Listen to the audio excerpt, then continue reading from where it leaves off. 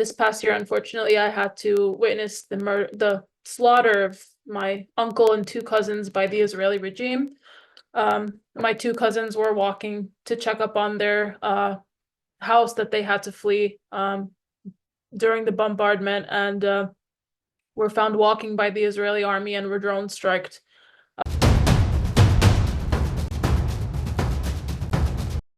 Hello, my name is Stanley Heller. Welcome to the Struggle Video News.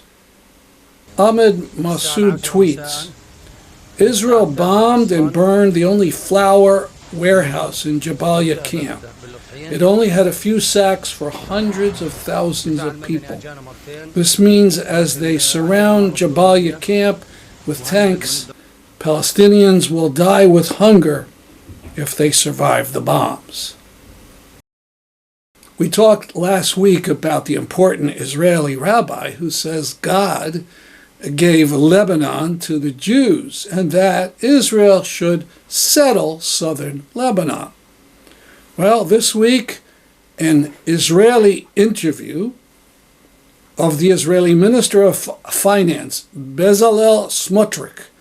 He says with a smile and a twinkle in his eye, the future of Israel, the future of Jerusalem will expand to Damascus. Biden, Harris, Trump will support this, and you will pay for it. Video photographer Fadi Wahidi was gravely injured by an Israeli sniper who shot him in the neck, even though Fadi Wahidi was in bright daylight wearing his press vest. Israel has killed over 170 journalists in the last year. Wahidi is alive, but is reported to have been paralyzed. Famed novelist Arundhati Roy has shared her Writer of Courage Award from the International Freedom of Expression group, PEN.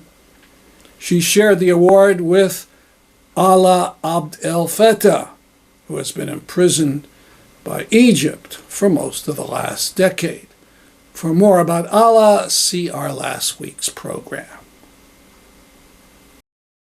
The 2024 Nobel Peace Prize was awarded to the Japan Confederation of A and H Bomb Sufferers Organization. The survivors of the nuclear attacks in Japan are called the Hibakusha. Congratulations to their group, but in truth we're making no progress in eliminating nuclear weapons. Newsweek, The Conversation, and The Washington Post and other news outlets are speculating that after Israel's attacks, Iran will now go full throttle to develop nuclear bombs. Another possible gift to the world from our dear ally, Israel. Last week we talked about Ta-Nehisi Coates' interview on CBS Mornings. It became a big deal, discussed all over the media. The focus was on whether Tony Dokoupil's questions were too aggressive. On Democracy Now!, Coates explained he had no problem with the questions. But, he asked, why can't Palestinian journalists be featured on network TV to ask their own hard questions? Absolutely.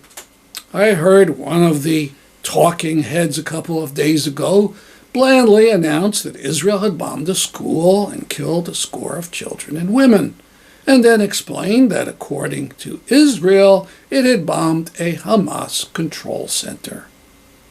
And then she went on to some other story.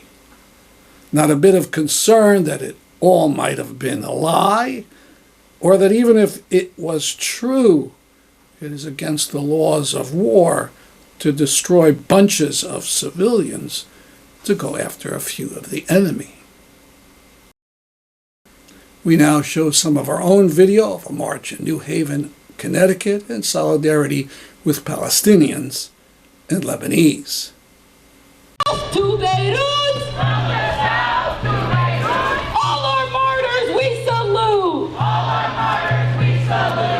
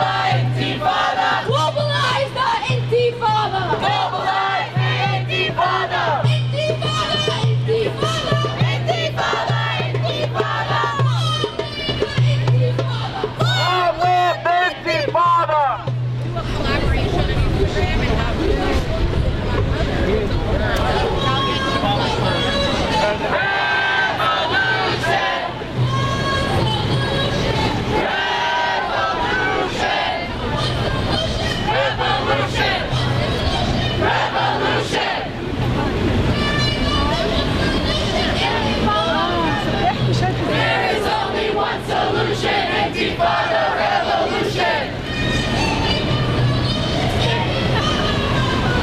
There is only one solution. Intifada revolution. 80 years of annexation. 80 years of occupation. 80 years of annexation. 80 years of occupation.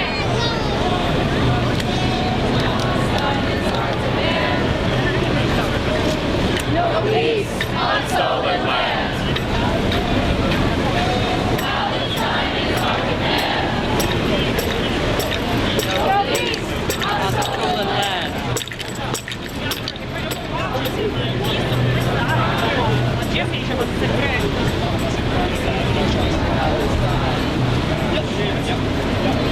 Occupation is a crime. From Sydney to Palestine.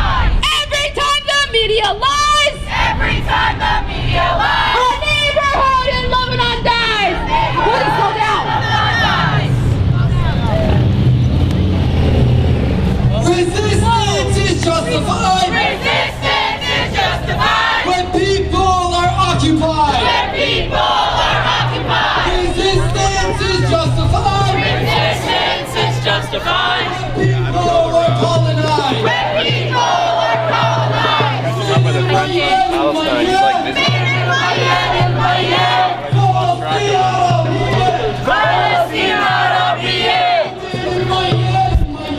من الميال الميال فلسطين عربية فلسطين عربية وأهل الحارة أهل الحي بعون الله الناصر جاي أهل الحارة أهل الحي بعون الله الناصر جاي بعون الله الناصر جاي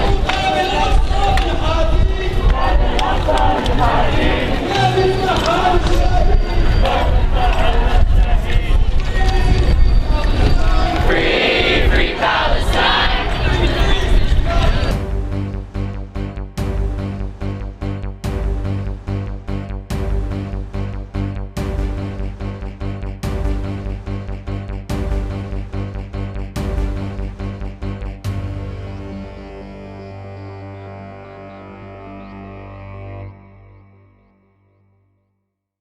Now, again, coverage from a forum we sponsored called Denouncing the Attack on Palestinians, Denouncing the Attack on Lebanese. Next, we have Bael Alnajjar. He is a Palestinian Syrian American who is a co-founder of We Will Return, an organization fighting for Palestinian liberation through education, activism, and humanitarian aid. He's also is a steering coalition member of the Connecticut Palestine Solidarity Coalition and has done work with SGP, AMP, MCCT, and CARE. Bael. Thank you so much, Khaled. I really appreciate it. So yeah, my name is Bael Alnajjar. I'm a Palestinian Syrian American half-half. So I guess both sides of my family are in a relatively deep, intense situation. So being Palestinian, obviously this entire struggle has a deeper meaning to me, especially because I kind of came into the activism world a little late in my life. I kind of started when I was in college, as opposed to a lot of people who grew up in the Palestinian mindset and grew up there the entire life, going to protests, going to activism, speaking at events and stuff like that. So everything that's been happening throughout the past, well, I guess 11 months now, escalated past the past 76 years. It's not something I'm going to really try to describe. I mean, everything that's pretty much evil is conspired into what Israel has been doing to Palestinians. I mean, in the entire anti-colonial struggle, we're talking about like genocide, ethnic cleansing, occupation, restriction of movement, war crimes, everything that you can possibly think of that could be, I mean, grouped into colonialism is going to be something that Israel has done in the past. We're getting new reports that there are over 300,000 Palestinians who have been murdered in the past 11 months. And honestly, that's probably an underestimate with everything that's going on under the rubble that we don't even know about. And I'm so happy that people are finally waking up a little bit more with everything that's been happening in Lebanon the past week or so. We've seen over 500 murdered in the past week in Lebanon, and people are finally waking up a little bit because it kind of dispels everything that the American government has been telling us as to why Israel has the green light to go into Palestine, which is the hostages. And we all know there are no hostages in Lebanon. So when people are finally seeing what's happening in Lebanon, they're kind of looking at the greater Israel plan, which encompasses the entirety of the Middle East, essentially, which is just going to go after one by one if we don't stop it. People are kind of waking up and seeing that this is nothing to do with the hostages. This is actually just a land grab. This is actually just a human rights grab. This is actually just occupation, ethnic cleansing, everything that's been going wrong in the world. Now we have Jenna Rabah. She is a first-generation Palestinian American, a daughter of 2 refugees from Gaza. She graduated from the University of Connecticut this past May, majoring in analytics and information management. At UConn, she served as the president of Student for Justice in Palestine and helped establish the UConn Divest movement, which organized their encampment this past April. She was among 25 UConn students arrested for taking stand against complicity in genocide. Jenna will talk to us about her experience. Thank you, Hind, and thank you, Nadia and Bassett, for your very touching testimonies and experiences. A little bit about me. I recently graduated from the University of Connecticut. I grew up with 2 very traditional, like, refugee immigrant parents who really emphasized the importance of like hard work and rule abiding and just being upstanding citizens. And that kind of flew out the window this past year. Standards go out the window when genocide becomes normalized, and that's something I learned going to school last year as a senior. All of my extended family lives in the Gaza Strip. The only family I have here in the United States is my immediate family. This past year, unfortunately, I had to witness the slaughter of my uncle and 2 cousins by the Israeli regime.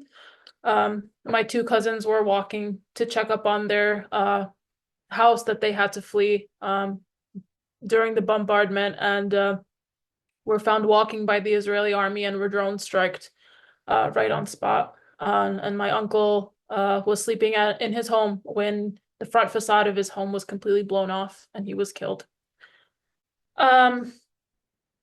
So naturally, to me, I've grown up with these stories of loss inflicted by Israel on my family for generations.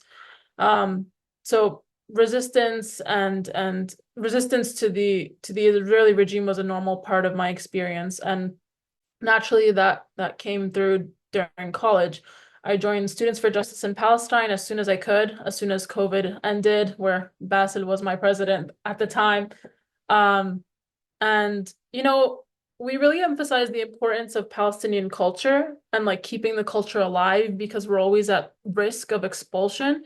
But I think we really pushed activism as well. And over the years, we really became such a strong voice on UConn's campus, being such a almost homogenous campus where there's little minorities.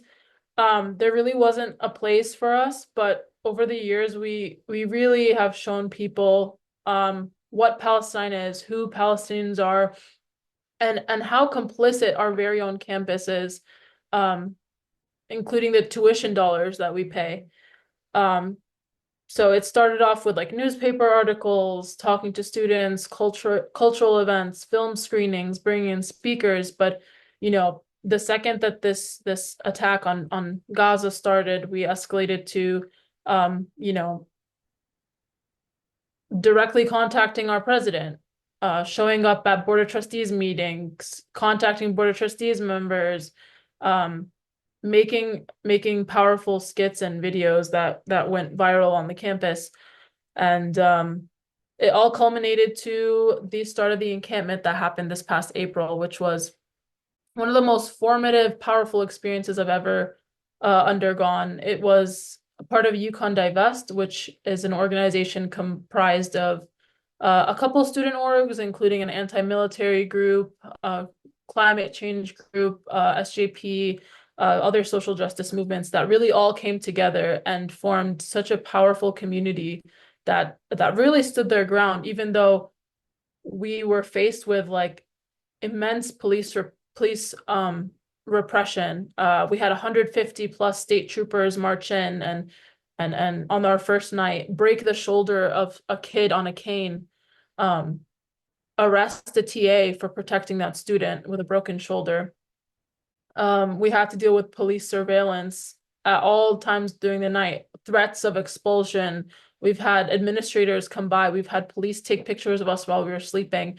And really, it was a culmination of everything we knew about this country up until this time, with problems with problems in class inequality and police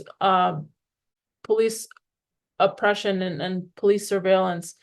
And yeah, I ended up getting arrested, but I think we started a unstoppable movement of powerful individuals on UConn's campus that are really holding it up to these administrators that are continuing to oppress protest and freedom of speech on campus. They spent this past summer compiling a list of new rules and regulations in order to shut up anybody that has anything to say, whether that's about rape on campus, whether it's about our grad students and state employees not getting paid enough, or whether it's about Palestine. They decided to shut us down. And that comes back to the point that Nadia was talking about, that all of these systems are here to oppress us, and we're all oppressed by the same people and the same corporations. All struggle is interconnected. And that's why being a good student or being an upstanding citizen or abiding by these social rules doesn't mean anything when we're constantly at loss and we're constantly losing out because of these institutions. So my role kind of now is to tell students to take those risks, stick it up to those administrators, and just risk it, because what's the point of anything if genocide is normalized? So yeah, that's the experience that I bring to the table. I'm looking forward to the rest of this conversation.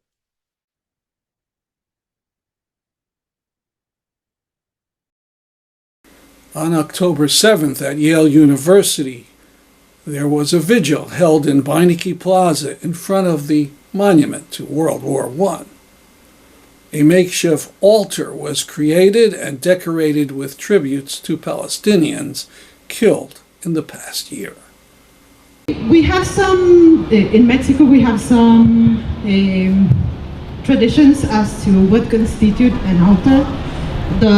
What I wanted to propose for today is that I brought some paper, markers, I brought the flowers and also cards so that we can collectively set up the altar as a way to pay respect for all the martyrs.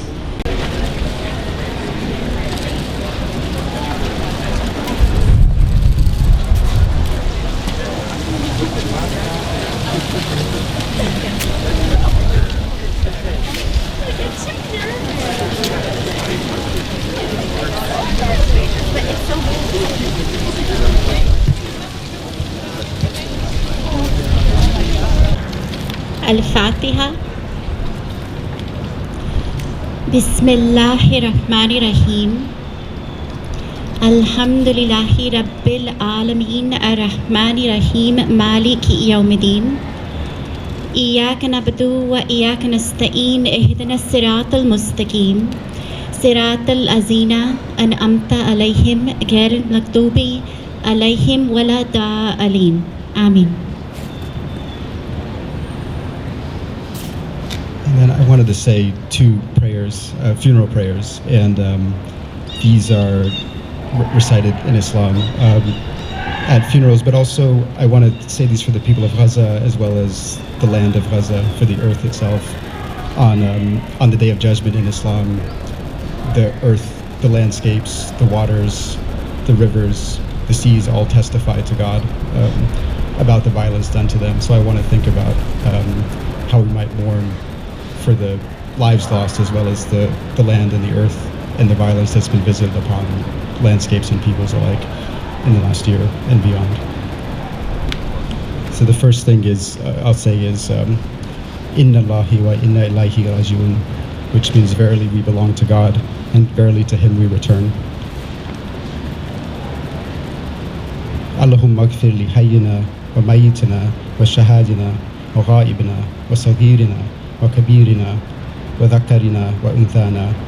Allahumma man ahyatahu minna fa ayyihi ala al-Islam wa man tawaffaytahu minna fa tawaffahu ala al-Iman. Allahumma la tahrimna ajrahu wa la tudilina ba'dahu.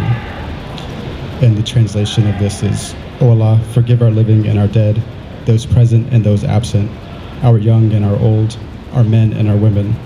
O Allah, whom among us you keep alive, then let him live in Islam, and whom among us you take unto yourself, then let him die in faith. O Allah, do not deprive us of his reward, and do not let us go astray after him.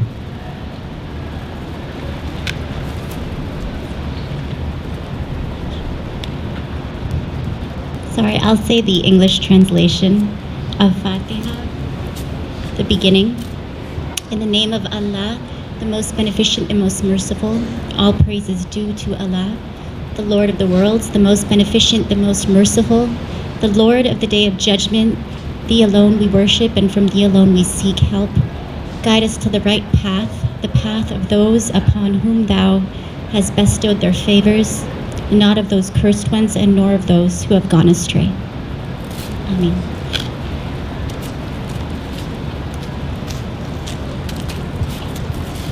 The complete vigil on our YouTube channel, The Struggle Video News. Thanks for watching. See you next week at this time. I'm Stanley Heller for The Struggle Video News.